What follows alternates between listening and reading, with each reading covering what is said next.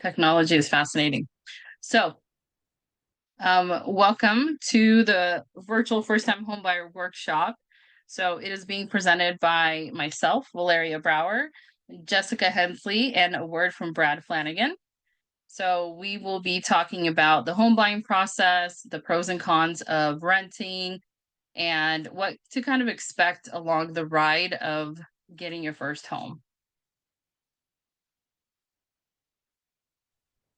So a little bit about me. So I've been in real estate for almost 4 years. I have 4 kids and I homeschool.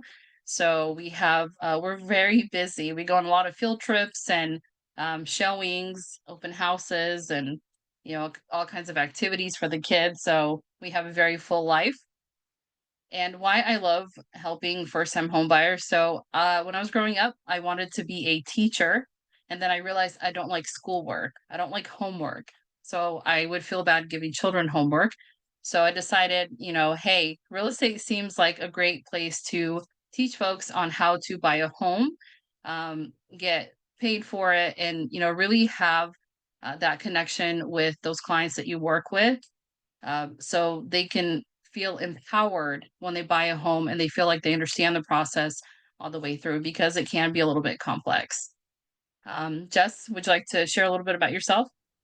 Sure. So I've been licensed since 2003, so that'll be 22 years in August, as a real estate agent.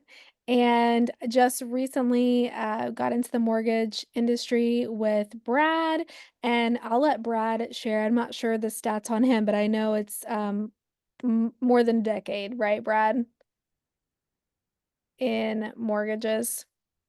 And I know he might have had some connectivity issues, but we work with Gold Star Mortgage, Responsive Mortgage is our team, and I just love helping first-time home buyers, and I'm really passionate about helping agents help their buyers across the country. Um, so yeah, it's an exciting thing, and I think it's the number one way to build wealth in America, and everyone should buy a home. And it's doesn't have to be scary, and it is possible. I think that that's something that a lot of people think that they can't buy, and I love helping people discover that they can. Absolutely. Brad, can you introduce yourself a little bit? I sure can. Can you hear me okay? Yes. Fantastic. I'm dealing with a little bit of technology myself. That's okay. Hopefully you can see me. Um, for some reason, this one didn't want to rotate for me. So, Brad Flanagan, I got into this business in 2005. Perfect timing. Outside of that, military guy, I just crossed over a 20-year anniversary in mortgage. Um, I've just dedicated my life to finance and real estate, been a real estate investor for the better part of 10 years. Um, and my job is to ultimately be as consultative as possible. I hold a designation called a certified mortgage advisor, previously registered investment advisor. So ultimately, I use this position to be as strategic as possible to improve the overall finances and help people achieve their financial goals. Awesome. Thank you. All right. So There we go. So, there you go. Looks good. So with our seminar, we're going to talk about the home buying journey overview, like I was mentioning in the beginning, the renting versus buying, the pros and cons, the steps of the home buying process from start to finish, the pre-approval, everybody's favorite part, which is looking at homes, so home shopping, making an offer, escrow and inspections, and then closing.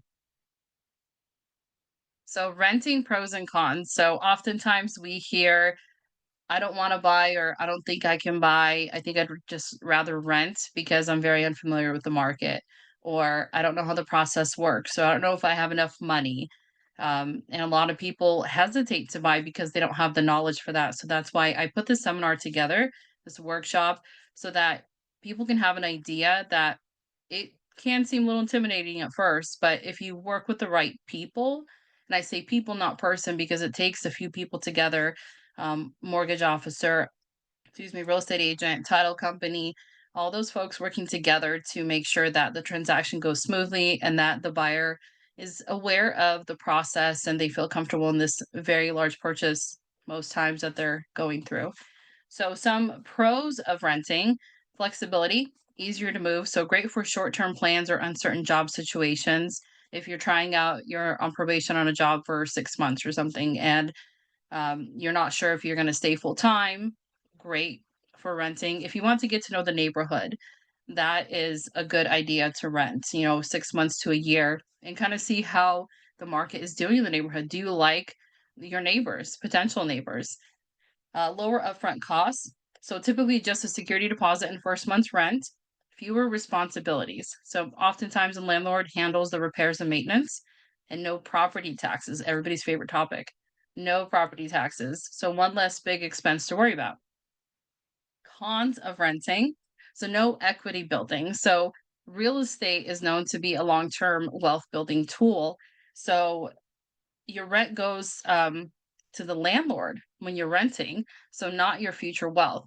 Rent increases. You cannot always anticipate whether the landlord will raise the rent or not, because oftentimes they will not cut the rent. Most times they'll raise it. So your housing costs can go up each year. Limited customization. So if you wanted to paint your walls hot pink, lime green, whatever your favorite color is, you usually can't because the landlord probably won't prefer those colors. You can't change the space much. Less stability, so risk of lease not being renewed or the property being sold. Buying pros and cons. So buying, equity growth. Monthly payments build ownership and wealth over time. Stable payments. So if you get a fixed rate mortgage, your monthly cost stays predictable. Tax benefits, possible deductions from mortgage interest and property taxes.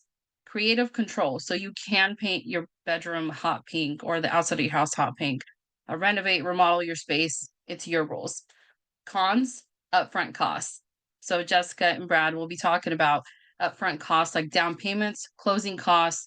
I will mention occasional costs for the inspections, maintenance costs. So you're on the hook for repairs, upgrades, and upkeep.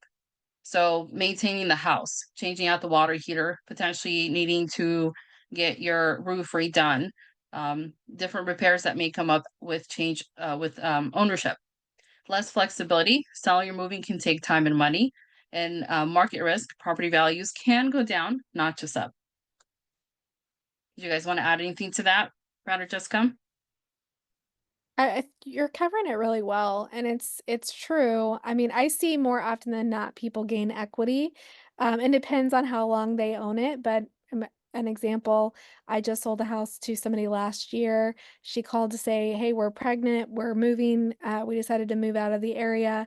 And I was like, "Oh no," because typically you don't get money back in a year. But when I ran the comps for her, she should be walking away with an additional 12,000 in her pocket. That wouldn't have even been a possibility if she hadn't purchased. And that's not always the case, of course, but it tends to be the case, if you have the right agent that's really looking out for you, and I think more often than not. So Awesome, Brad. Do you have something to add? I think There we'll we get go. into breaking down the closing costs and the payment and really the ultimate different factors between those primary loan types. So as soon as that becomes available, I think we'll be able to touch on those particulars. You got it. So this is where you and Jessica are going to shine in Financing 101. So we'll talk about financing and loans, the importance of credit score, how much house can you afford? Because oftentimes buyers think they can afford a $750,000 house, but in reality, it's around 400,000. Just because sometimes online mortgage calculators don't factor in, possible debt that they have that they forgot about or weren't aware um, with their credit score. Down payment options, including low and no down payment programs. Overview of loan types, so FHA, conventional, VA, USDA. First time buyer assistance programs, which can be local, state, or national. So I don't know, Jessica or Brad, you guys want to take it away? I'll let Brad share. And I do have Brad shared with me a chart. And so, Brad, if you want me to share my screen on that, I can. If you want to share and that I can navigate, absolutely. I think that'd be awesome. Otherwise, I can share and I can draw on it if at least a portion of it. Oh, great. Yeah, just do that. Okay, let's see if I can get permission to share. One of my goals is to figure out how to work with a whiteboard on Zoom because I'm very much an active visual presenter because I'm a visual learner. So Yes. um, There we let's go. see. You guys can share now. So I'm going to share screen. Let me Did it stop allow my me? share and see if that'll help.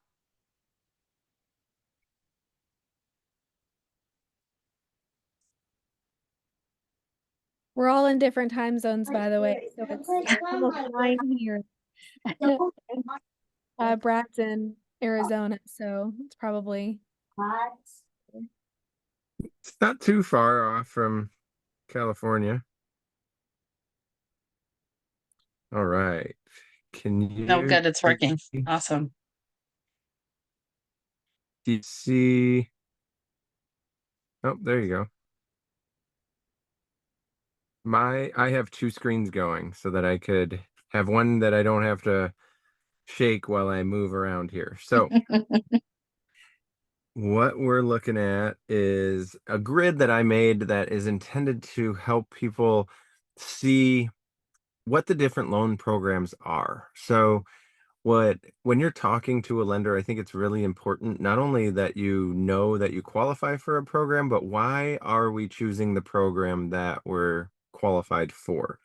And so if it's not us, I recommend that the lender you work with is giving you the explanations as to why we're doing the loan the way that we're doing it. And so there's really two entities or government sponsored enterprises on the conventional loan side, and that's Fannie Mae and Freddie Mac, which are actually called FNMA as Federal National Mortgage Association. That's this one right here. And then Freddie Mac is the Federal Home Loan Mortgage Corporation. These are the two government sponsored enterprises. They were private before. However, the government bailed them out back in 2008. So realistically, the Federal Reserve is the primary beneficiary of these. So all programs technically have a government are government loans, but these are considered conventional loans, more so on the private side because their rules are less stringent and we call it risk-based pricing, meaning they analyze the risk of the loan and then terms can fluctuate versus this government side over here where you have FHA, VA, and USDA. Those are departments of the government that have these programs as incentives or benefits to associated groups that can be affiliated with or fall into the guidelines for these programs. So VA, we'll start with that one, is Veterans Administration. So this is specifically for somebody who has military service in their background or is a surviving spouse, potentially where they have assumed the benefits of the veteran. OSFA stands for one size fits all. That's your government FHA loan, Federal Housing Administration. And so this is a program that makes financing accessible to those who fall out of the risk criteria for the conventional loans. It's not a first-time homebuyer program. A lot of people mistake that as a first-time homebuyer program. It can be used over and over again, but typically you can only have one FHA loan at a time. And the last is this USDA loan. That's the U.S. Department of Agriculture. Their job is to inspire development and home ownership in rural areas. So the property must be in a location that qualifies, as well as meet the borrowers, the household as a whole. Even if you're not on the loan, the spouse's income will still qualify. Even adult children, their income can potentially impact the qualifications because they want to know what is all the sources of income of all the occupants of that property. So we have to search that on a map, and then based on the location, it will tell us how much income is allowed for that loan to be approved.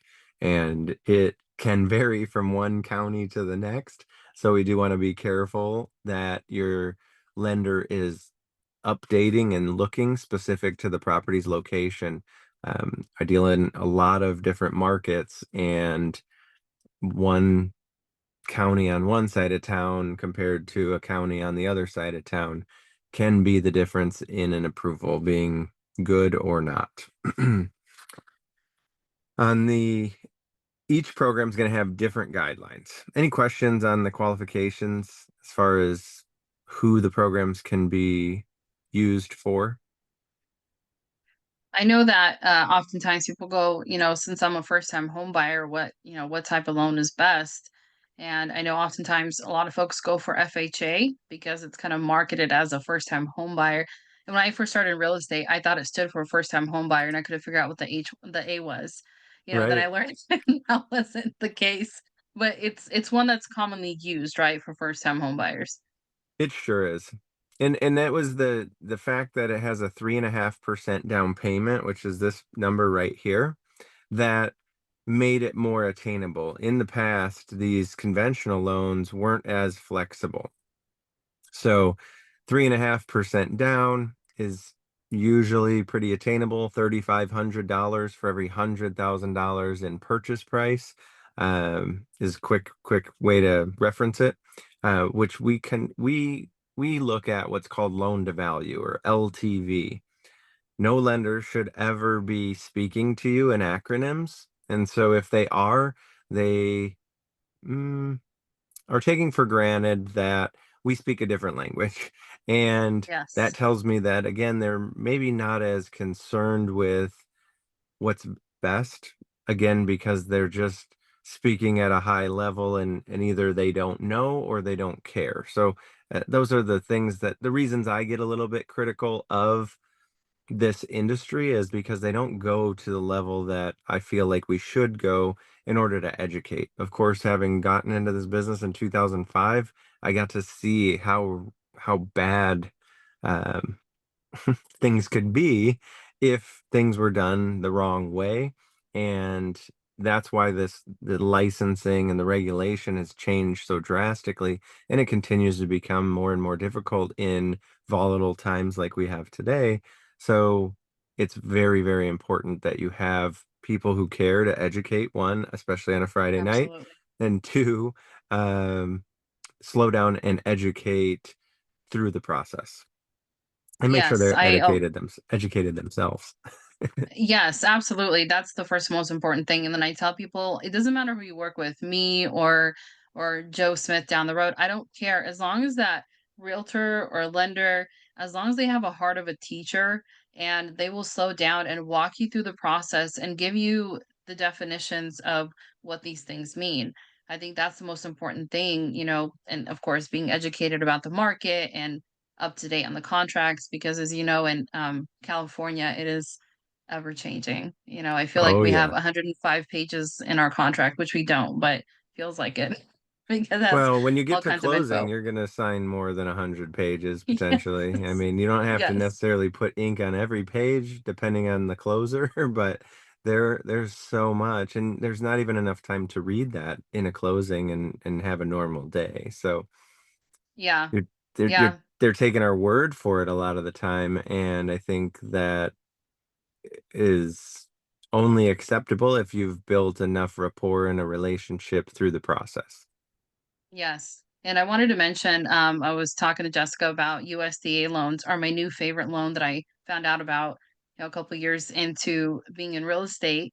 And where I live in the Central Valley of California, there are many areas that would qualify for a USDA loan. I looked up at their search tool, and then I did notice that depending on where you live, so let's say you're in Southern California, but it's a rural area, the income limits there are definitely a lot different than they are in the Central Valley. So it's very interesting to find out. But the neat thing is that there are options for people who want to live in the rural areas. That there is a 0% down, and it's not just VA, which is really another awesome loan.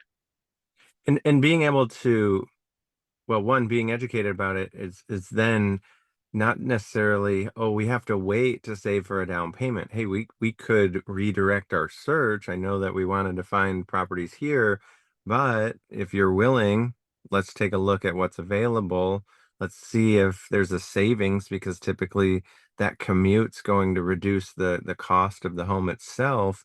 And now, how does that work in the budget if we're going to add X miles to our commute every, 5 days a week, 3 days a week, whatever your Exactly. physical, whatever I know we had the back to work movement. So people are going back to the office. Let's just make sure we're being considerate of it in the budget.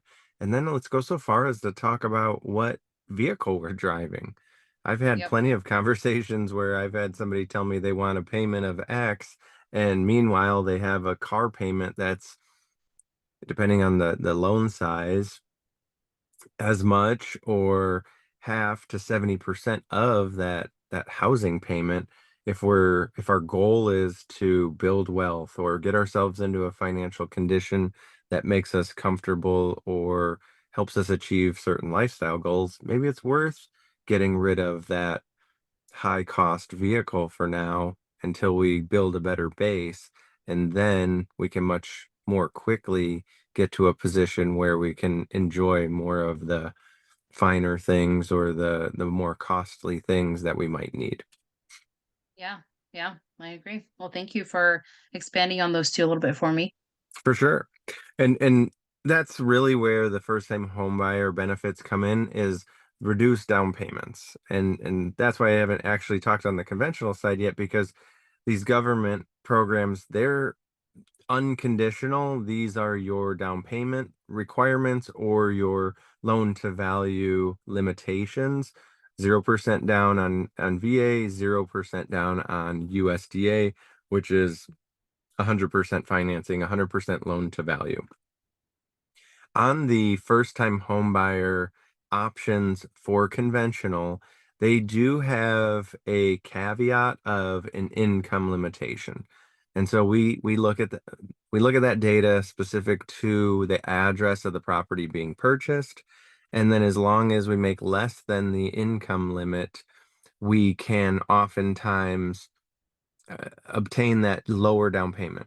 The only other requirement is that you are a first-time homebuyer. So if you happen to make more than the limit for the property, but you are a first-time homebuyer, we can still get the 3% down. However, the mortgage insurance factor is slightly more than the mortgage insurance factor on the income limited programs, and the interest rate is subject to change without a cap. They call them loan level pricing adjustments. Those tend to be capped when we meet the income limitations versus when we are in excess of the income limitations. So again, this is why you hear somebody say they were disappointed or they were told something and it changed. It was because they didn't take the time up front, they being the loan officer or the mortgage team, did not slow down and gather documentation and actually review it. And so when they get serious, or when a contract is put into place, then they tend to look a little bit more detailed and they realize, oops, I was wrong. This changed. it didn't change. It was the same the whole time. The only thing that changed was the level of attention that was placed on the material. But that's the cause for the change. It's not really an intentional bait and switch, but it's what I would say is probably laziness is the biggest issue with missed expectations. Questions, comments, concerns, because that can be a little bit more detailed. I Good. mean, overall, I think that's it's bringing it back to working with the right person who will make sure they're, upfront and ready to go. That's something that I can't stress enough to a lot of first-time home buyers, that make sure you're working with somebody who can teach you about those things and kind of what the expectations are. Let them know, hey, this is what we see right now, but I'm going to go through all this and then it may change, right? So just kind of be Right. prepared.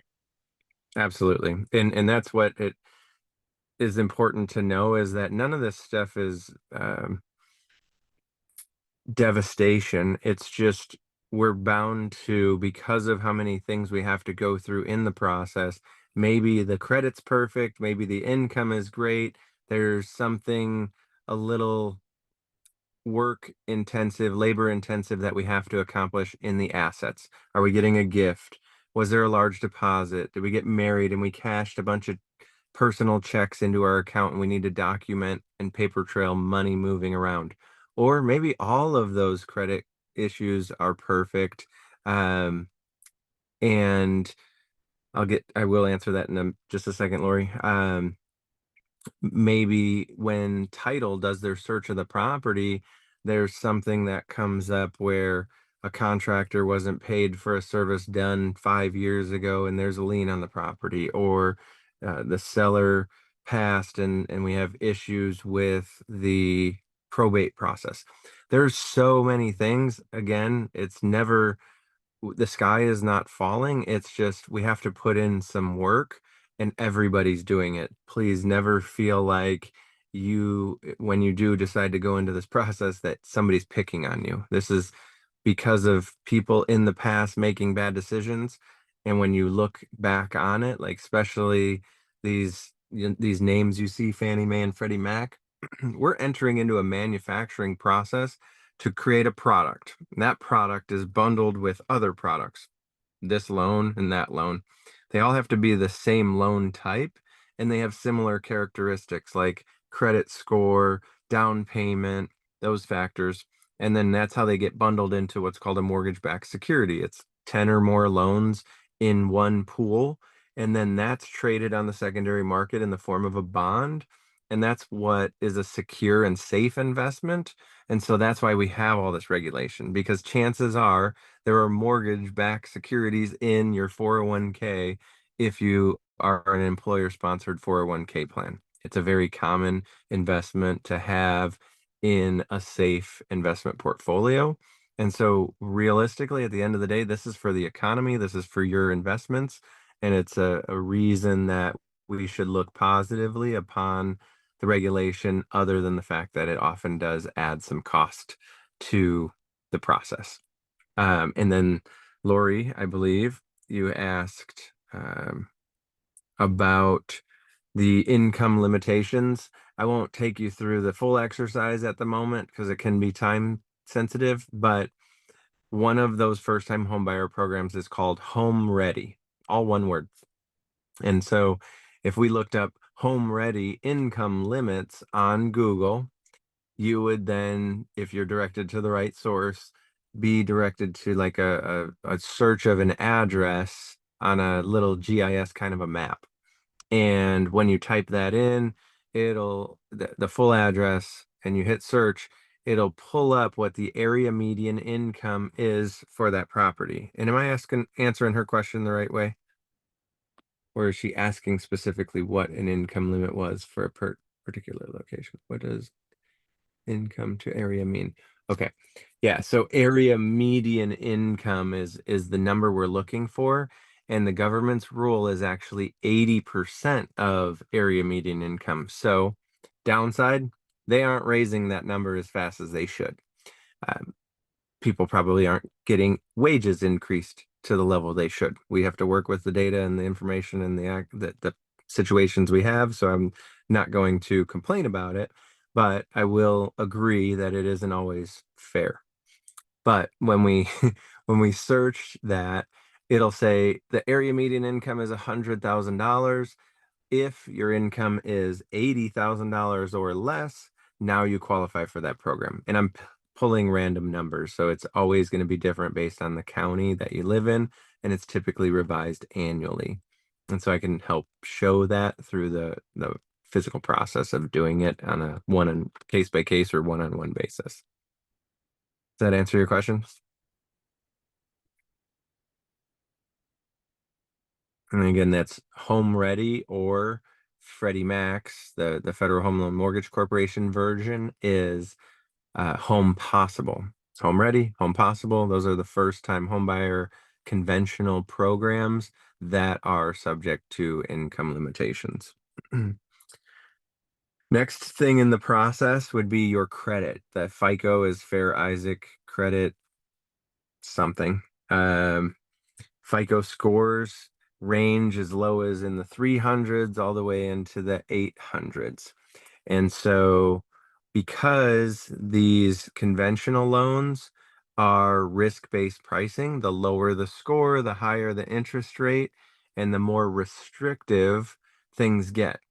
If we have a low score, we should have a low debt to income, or if we had a history of missing payments within the recent 12, 24 months, they will look to see that we have more money than we need to complete the transaction. We refer to those as reserves. So if we only need $10,000 for a down payment, but the payment is $2,000 a month, we might want something like $12,000 after the 10,000 is spent to buy the house, because we would then have 6 months reserves. 2,000 times 6, 12, 12,000 bucks. So that would give us some strength to offset our weaknesses. And then on the government side, you'll see that the numbers can be significantly lower. The 580 is really the lowest I would set anybody's expectation that there's a high likelihood they could still get a loan. The terms may not be exceptional. They may not be somebody you would compare to your grandparents' perfect credit with 50 years of credit history on it. Whatever rate they got is not comparable to the 580 score on an FHA loan. I will tell you that USDA is the most stringent of all the government loan options. We do typically want to see something like a 620 or better on the USDA loan, just as an aside. These are the black and white rules that they put out there. I do have options. Both Jessica and I have options for government loans with credit scores under 580, but again, they might want a bigger down payment to offset that risk. Questions about credit scores? We go very comprehensive when it comes to supporting those with imperfect credit. We have a partnership with a credit vendor who will help with restoring your credit. And then I also have the ability to manipulate in a simulator your credit report and help give you guidance without any cost, to see if we can raise the credit score. The three primary areas that impact your credit are going to be your payment history, your credit utilization, which is how much of a balance do you have compared to the limit on a credit card or revolving debt. It's better to have 30% of the limit, no more than 30% of the limit utilized at any given time. And if you told me you're paying your credit card off every time you get the statement, you're not seeing the benefits because they've already reported the balance to the bureaus. And so I always recommend maybe paying the balance 5 to 10 days before the statement is generated, because whatever's generated on the statement is what's going to get reported to the bureaus. And the last part is credit history or length of credit. And it's very misleading because your length of credit or your credit history is measured in between the time of accounts opening. So if you're notorious for opening a new account every 6 months because we go to Kohl's and they give us 20% off, then we go to Target and they give us 15% off. Every time we open a new card, it resets our credit history. And so there'll be instances where somebody got a raise, they bought a car, and they applied for a credit card, and they saw their score drop, and they think it's due to inquiries. Inquiries are frivolous. They are, unless you're out applying all the time, or you're going to the car dealership and letting them run your credit 18 different times to just try to get you approved. That's going to hurt you. You look like a credit user to the bureaus. In the mortgage world, it's not as big of a deal. Um, you'll hear somebody say, you have 30 days. It's not that you have 30 days. You just, one, a mortgage is more serious of an inquiry, so they expect you to shop. And two, it's about 30 days before it gets fully reported to the agencies. So whatever score would drop, they're saying they have 30 days just to convince you to let them pull your credit. So don't let a mortgage inquiry stop you from searching through the process. Of course, don't let everybody pull it. Um, it's just the fact that what an inquiry is typically tied to a new account opening, and the new account opening resetting your credit history is the reason for that score drop. You'll see it come back 6 months after you've made some payments on time. So that is definitely not a big deal. And just why that's important is if I'm looking at your report and you have a 590 and I just need to get you over 600 to get you a better score, I may just be able to close a recently opened credit card, and all of a sudden it'll go back. Now your credit history will reset back to the next account that was most recently opened. So if you hadn't opened a card in 3 years, you opened one last month. If I close the one you just opened, now you go and have 3 years of credit history again. Complicated, difficult, nonsensical, but it's the rules, and I just try to learn them so that I can help be strategic about them. I love that you mentioned that, you have a way to kind of do a simulation of what it may look like, because I know I come across a lot of buyers and they're like, "Oh, my credit score sucks. I'm just gonna, pay everything off and then, just let's connect in 3 to 6 months." So I'm like, "Well, hold on, let's have you talk to a loan officer. Let them walk you through the process and see what it is that's really kind of affecting your credit score, how they can help you. Let Even if it's, creating a plan. Let's review in 3 months and see where you're at. If you pay off this and this, or you pay down this and this, and then let's review, in 6 months and see what your situation is at that time as well. Because a lot of people go in there thinking they have to pay everything off and it has to be completely zero, no debt at all, and that's not the case. So I'm glad that you brought that up. That there are options for people to just even make a plan and be ready to buy a house 3, 6, 9 months down the road. Definitely not. Yeah, I would actually recommend not depleting any extra funds that you have in your in your checking or savings account before talking to us, because all that we need are options, and options help us develop the best possible strategy. Last part that I have is just going to be on the dreaded mortgage insurance. It's just such a bad word to many, but when I hear mortgage insurance, I see opportunity, and it's because it's actually become relatively inexpensive.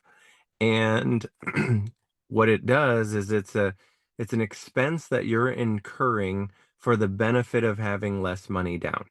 It is entirely a factor or something that needs to be addressed when we have less than 20% down. So all of your uncles and aunts and older mentors that are telling you you should have 20% down, that's the only reason they're telling you you need to be putting 20% down, is to avoid this mortgage insurance. And I was just helping somebody today. It's because of the loan level pricing adjustments, these costs that the government, federal housing, FHFA, Federal Housing and Finance Authority, puts in place. They're charging the lender. and the lender's just passing it on to the consumer, just like any other business would. If they get a cost, they pass it on to the consumer. That's why we all pay 2% when we swipe a credit card now. Um, so this adjustment is greater in it. So your interest rate is actually higher for most people who put 20% down than for somebody who puts 5 or 10% down. It's credit score dependent. It's loan term dependent. 5 year, I'm sorry, 20-year, 30-year, 15-year loan terms all will affect that as well, but that's a completely different conversation. I just want you to understand that you're actually not really losing anything. Your payment's higher because you're financing more money, but a factor of 0.19% of the loan amount is relatively low compared to needing another $50,000 down. So, and I've ran this. I'm an analyst at heart.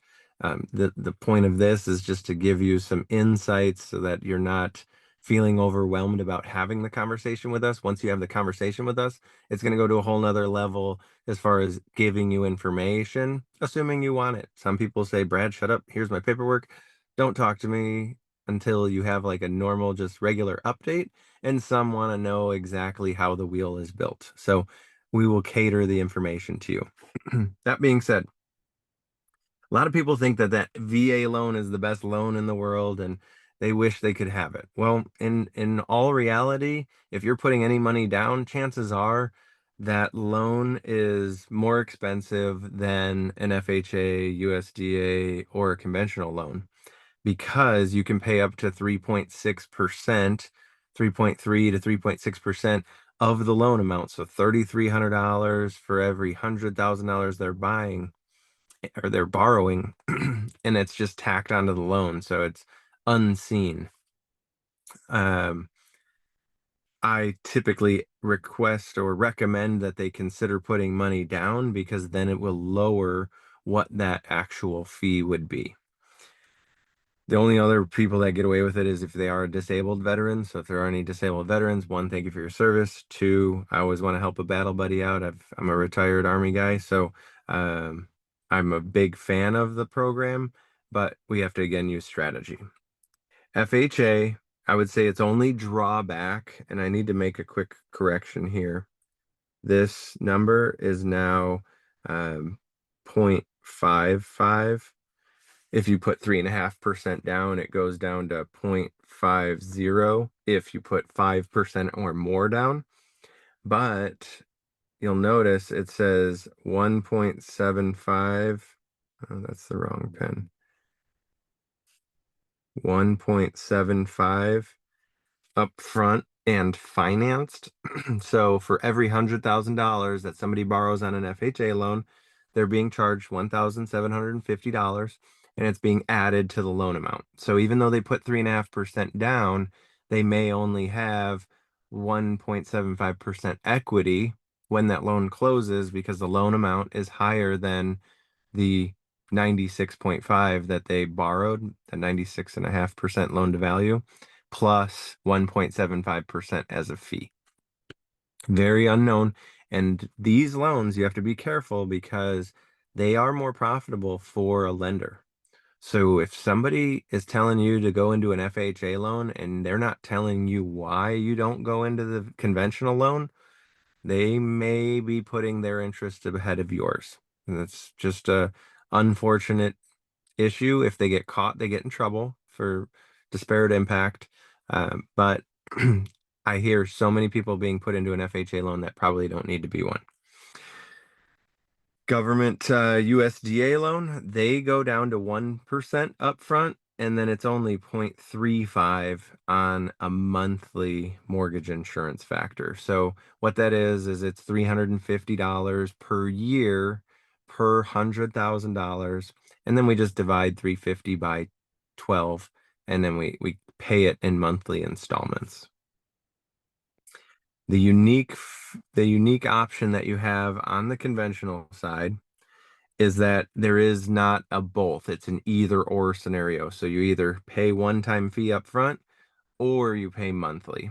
And I would only pay up front if I'm going to be in the loan longer than, let me figure out how to phrase it the right way.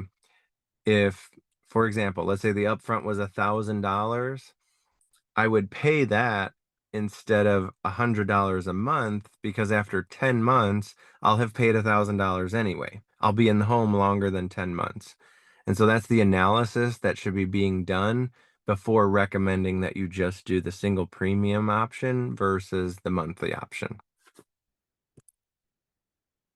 That is, in a nutshell, the 5 different primary loans that you would use and some of the unique factors that are often not presented to you.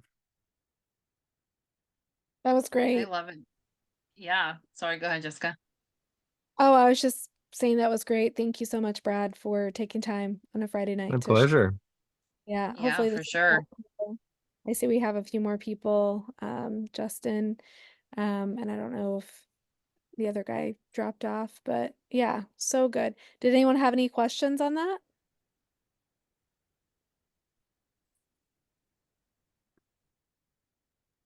Doesn't look like it. Okay. All right. So let me get back to this. That was so oops, I forgot to share my screen. Here we go. That was like so detailed but so concise. It was beautiful. I love it.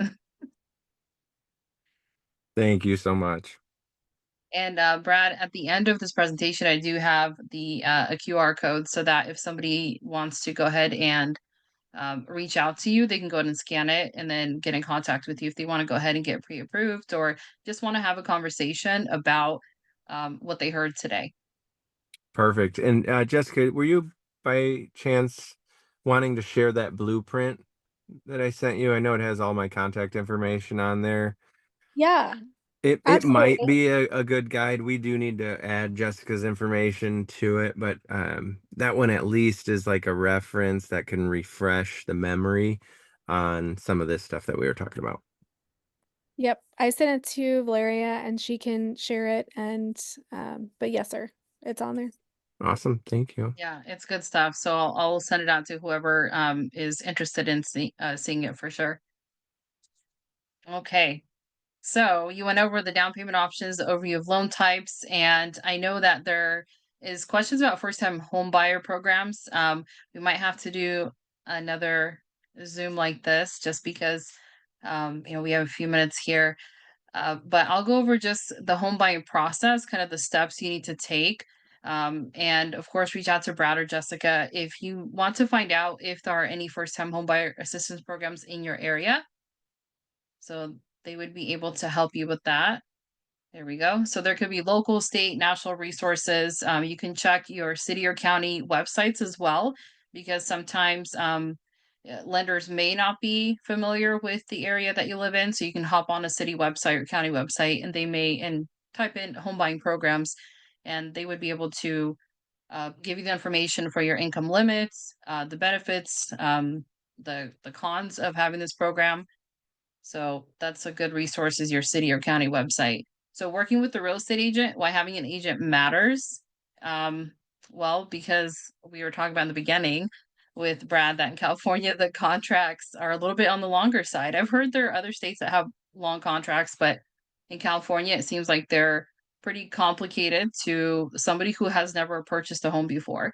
So the realtor usually, the real estate agent usually is working with these contracts on a very regular basis, and they take classes to stay up to date with the new rules and making sure that you as the buyer are making a good decision, that you're understanding all the things that are required for you to buy your home, what your agent does for you. So they help you negotiate, they help you find the house.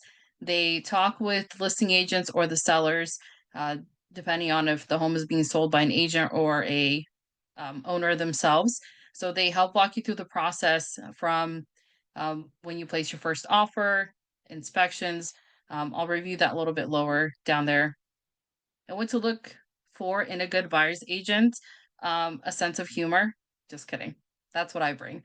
But it's always nice. I know some people prefer a little bit more serious agents, and that's okay. I understand. But what you really want to look for, thanks, Brad, in a good buyer's agent is somebody who has the heart of a teacher. I go back to that all the time, that they're willing to um, sometimes physically hold your hand and walk you through this process and listen to your needs, your wants, and help you to form a game plan for buying and where you should buy, that they know the area pretty well. Those are, pretty important things when you're looking for a good buyer's agent. All right, let me move on to this one. The home search. So determining needs versus wants. Um, what do I want? A mansion. What do I need? Probably about, 4 bedrooms, having 4 kids. So that's kind of my needs versus wants. I don't know, Jessica, what are your needs versus wants when you're looking for a home? Oh, I'd say a want would be a in-ground pool, right? But need would be a bathtub. I don't want just a shower. I have to have a bathtub. Yes, same here. Same here. Awesome. How to search smart. So online tools, of course, you have various websites that will help you to look for a home. Open houses. So those are some very popular, like open houses are so popular amongst buyers who are just starting out their home buying journey, to just walk through the house without having to commit to an agent. And they're not quite sure what neighborhood they want to live in. So they just want to walk around. Open houses are definitely a good option. Neighborhood considerations. So considering the schools that are there, if you want, you can check out the ratings for the schools and see what they are, if they're good for your child. Um, Amenities. So is there a grocery store 2-minute walk from your house? Or would you prefer a grocery store being 30 minutes away because you don't like traffic? So things like that that you want to keep in mind. Red flags to watch out for when you look at a house. These are just a few, but when you walk into a house and there's too much scent, you might want to know what the reason for that scent is. Foundation problems, roof issues, water damage, and grading issues. So a lot of times, this is why you want to work with an agent, because you're not, as a buyer, you're not always looking for those things. When a agent shows you a house, yes, they admire the house, but they also look for things that could potentially affect the sale, or in the future may help you negotiate if you still love the house. Anything you wanna add to that, Jessica? No? Okay, awesome. Here we go. Doing a good job. Thanks. Making an offer, how offers work. I feel like this is where a lot of buyers get a little nervous, is making an offer, because nobody wants to overpay. And it's very important to make sure that when you're looking to make an offer, that you get to know the area and what homes are selling for, and your agent should be able to help you understand that.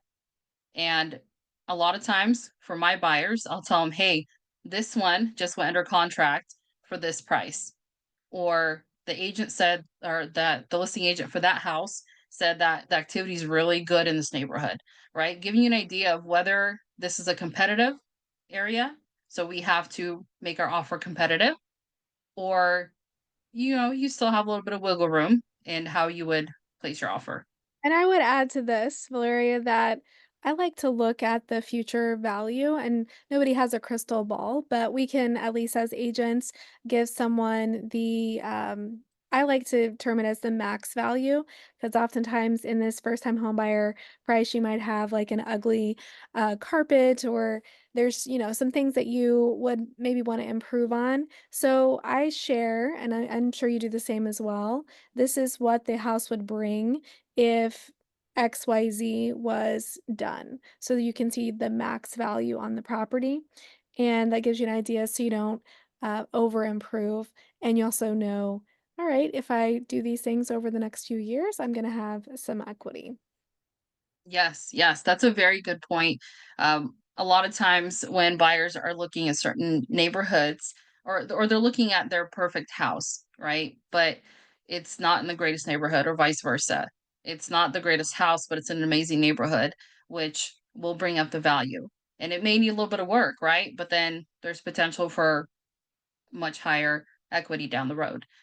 Um, when you're doing the offer, what's negotiable? The price is negotiable, repairs and closing costs. The importance of contingencies. Contingencies are uh, there's quite a few, but the most basic ones that a lot of realtors will share about are inspection contingencies, appraisal, and loan. The contingencies for those. Oh, let me go back here. Oh, here we go. Okay, so inspections and appraisal and escrow. So what happens once your offer is accepted? You generally get a home inspection. The common inspections are pest, home, and roof. Depending on your county or state, for example, in Santa Clara County, there are some cities that require something called a sewer lateral inspection to make sure that that's taken care of. So that's required. In Stanislaus County, San Joaquin County, the basics are pest, home, and roof. But occasionally, because we live in a rural area, there are septic tanks, wells. So you might want to get an inspection for those items as well. And occasionally lenders, if I'm correct with this, lenders will require certain inspections for whichever type of loan that you have. I'll let Brad answer that, but my experience has been mostly lenders don't require it. It's really up to the buyer. But unless I'm wrong on that, Brad.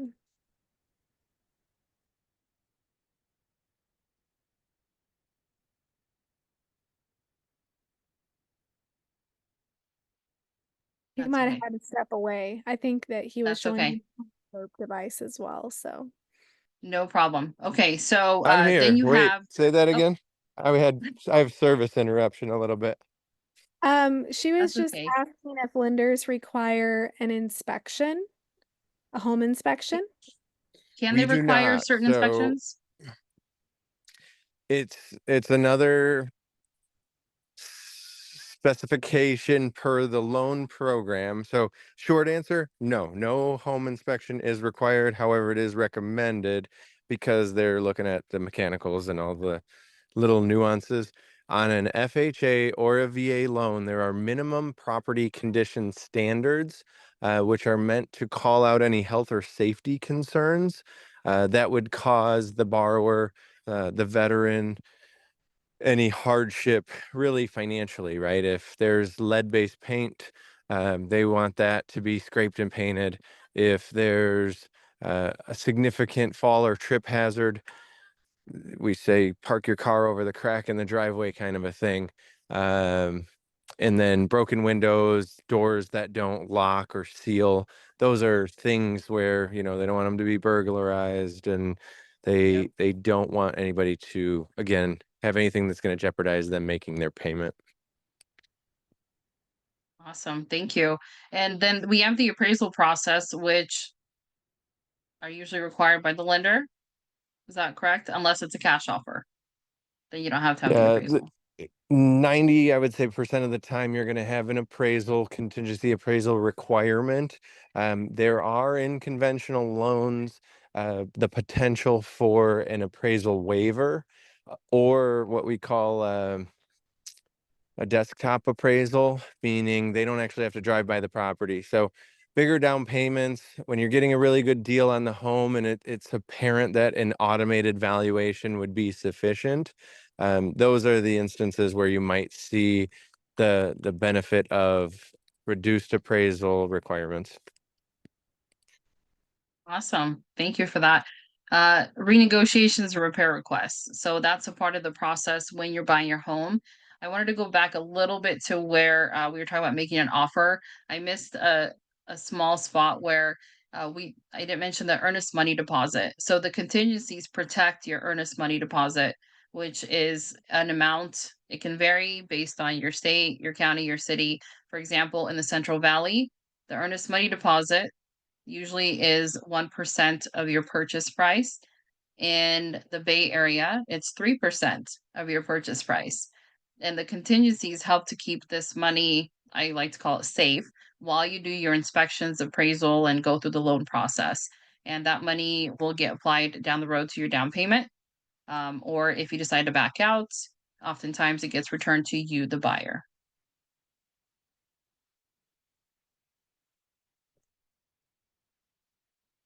Closing day. Yay! So closing day, which is one of my most favorite times in real estate, is you do a final walkthrough, generally between 3 to 5 days before you close. It helps to make sure that any repairs that you have negotiated have been completed and that the house looks pretty much similar to what you saw it first as. What happens at closing? You sign your closing documents, your final closing costs get wired, and then the lender and the title company, they do their paper. I like calling it paperwork shuffling because that's what I think it goes like. But everybody makes sure everything matches up number wise, that everything still is good. And then it gets sent, all that paperwork gets sent to the county. The county records, and depending on the county again, it depends on when you will record. Certain counties have a cutoff time of, let's say, 1 o'clock. If your documents don't get to them by 1 o'clock, you don't record until the next day. So after you record, you get your keys. And a couple of move-in tips: make sure that you get utilities in your name as soon as possible. Change your locks and celebrate. Here's my favorite common misconceptions. The top 3 buyer myths. You have to have 20% down to buy a house. I will never be able to buy a house. And I have to buy the best house at the top of my budget and I will be okay. Those are my favorite. Do you have any favorite common misconceptions that you have, Jessica? No, these are all good. The 20% was what I was thinking of as well. And it's a lot easier. I mean, you have to maybe adjust your expectations. And I like to tell especially the younger folks that, it's okay to have a starter home. That's why they call it that. It's a stepping stone. You're not going to start with the dream home or the mansion. You're going to start with, the basic and then upgrade every few years. That's the best way to do it. Yes. Yes, absolutely. That it's I remember buying our first house and it was built in 1950 and you could tell it wasn't in horrible shape or anything, but it wasn't my mansion that I want. Yes, Brad, you raised your hand. Go ahead. I would just add as misconceptions is I hear a lot. I haven't been on my job for 2 years, so I can't get a loan. It's also a misconception. We have to look back at a 2 year history, but that could include school. There could be a gap if maybe we stayed home to raise kids and we did work prior to. We just have to go beyond the gap to fill in the 2 year history. And I can get somebody a loan with an offer letter of employment. So if they're starting a job in 2 months, there's a chance they can still purchase the home and use the income that's coming in the future. Oh, I love that. I'm so glad that you brought that up because that is a very, very common misconception. You hear we need 20% down. I have to have been at my job for 2 years, and that's not the case. And that's why it's so important to talk to a loan officer, when you're even thinking about buying a house, just start gathering that information. So when the market, let's say, is a little bit slower and you have more time to look around, you can kind of familiarize yourself with the market while getting ready to commit, to a house after going through the pre-approval process and learning about it. So, Brad, that was awesome. Thank you. Yes, those are very common misconceptions.